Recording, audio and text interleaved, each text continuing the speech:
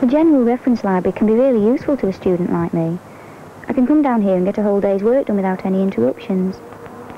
I know that nearly anything I want will be in the library, and that it'll be dead easy to get hold of. You know, like the quick reference section just by the door. For instance, if I'm stuck for a word in an essay, there's a full range of dictionaries, thesaurus and encyclopedias. Though if I get reading that, sometimes I don't get any work done for hours.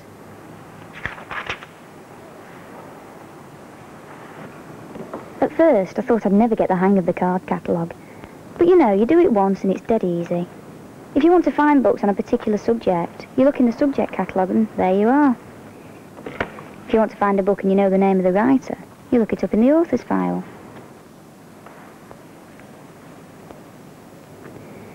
I write down what's on the card on one of those stack slips and bomb over to the desk. Pretty soon they come round and plonk it on your seat.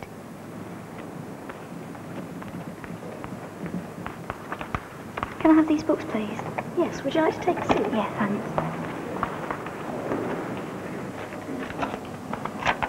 The assistant posts the request to the basement.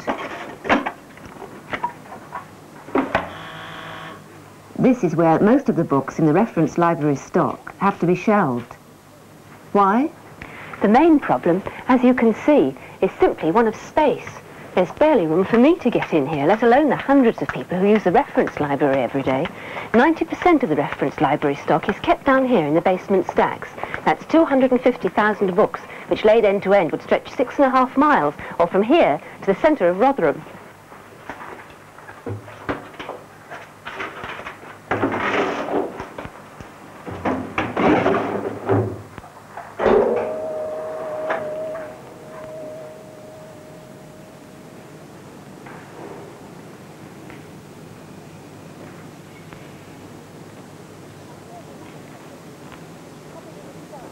And here's another problem. Copies of the Star from 1921.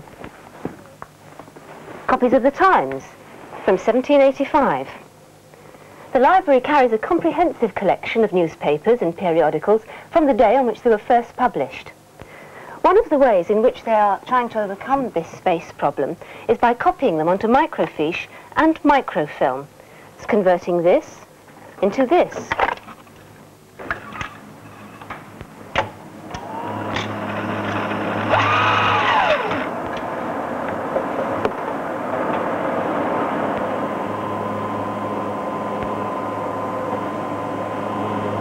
Actually, when I want to look at things in back issues, it's much easier on one of those machines than having to look through the original papers. For a start, it's quicker, and there's no fear of damaging something fragile by accident. Of course, if I find something really interesting, I put some money in and it produces a copy that I can write on, stick up for display or whatever I need it for.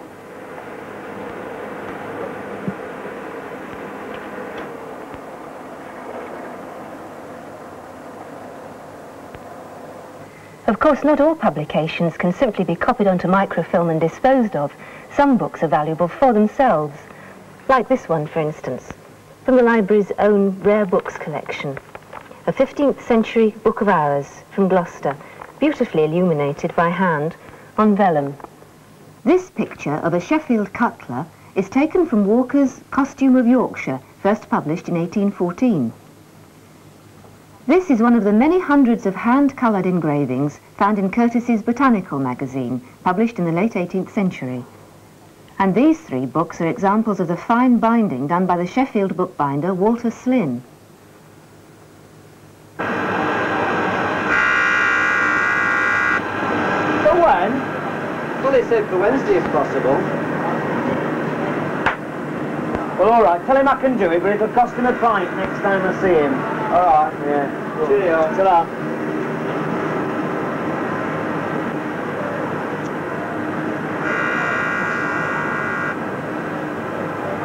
I use the library a lot, but I don't often go there, if you see what I mean. I use the phone. Hello, can you get me the library, please, love? Because often I need to know technical information in a hurry. You know, if we could have had it yesterday, it'd have been better. Especially when we've got an urgent order coming through, or sometimes we're asked to make up something unusual by the R&D lads. The thing is that the library stuff is up to date, and it's very comprehensive. Technology library? Yeah, I want a steel specification. Yeah, steel grade THX 1138. THX 1138.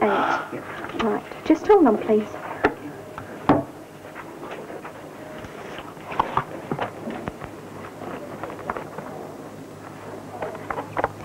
The National Alloy Data Information Centre supplies details of thousands of individual grades of steels and alloys throughout the world.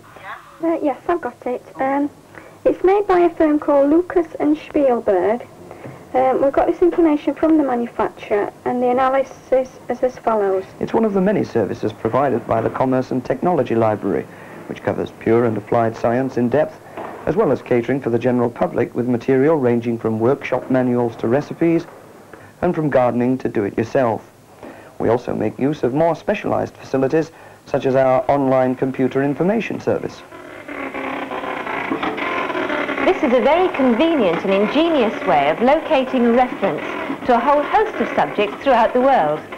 At the moment, the computer is printing out references to articles on traffic planning, and this is the kind of information which Mr. Thornhill has access to on the end of his telephone. I reckon that librarians are one of the most helpful groups of people I've ever met. Because a little while ago I had to write something for a union conference when I was a delegate there. It was quite a detailed paper, and I hadn't done anything like that ever before, and quite honestly the idea of me getting up and spouting myself, well I was terrified. Thank you, try. So just that once I went to the business library.